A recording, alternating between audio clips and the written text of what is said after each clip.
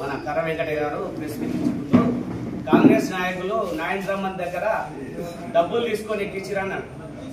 అట్లాంటివి మాకు నిరూపిస్తే మేము దేనికైనా దానికి సిద్ధమే.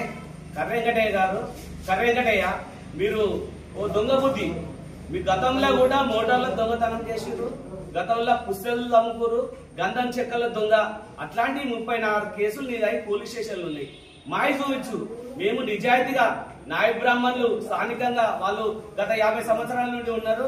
వాళ్ళు షాపులు ఒడగొట్టుకొని రోడ్డు మీద పడి దిక్కులేక తిరుగుతున్నారు. అట్లాంటి వ్యక్తిని అన్న దగ్గర తీసుకొచ్చి అన్న వీళ్ళు గతంలో 50 ఏళ్ల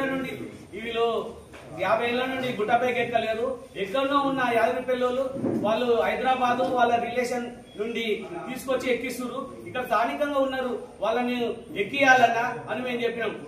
దాన్ని ఎక్కి వాళ్ళని 20 మందిని ఎక్కించారు, ఇంకా 13 మందిని ఎక్కియలే కాబట్టి వాళ్ళని కూడా ఎక్కిస్తున్నాడు.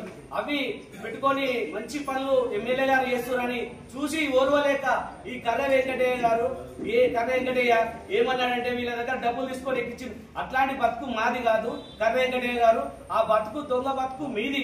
నువ్వు చేసే దొంగ పనులు చిన్నప్పటి నుండి ఉన్నది కాబట్టి అట్లాంటివి నీకున్నాయి, మాకు కాదు. నీకు కర్ర వెంకటయ్య అని కాదు దొంగ వెంకటయ్య అని చెప్పాలని మేము చెప్తున్నాము. ఇట్లాంటి పనులు మానుకో.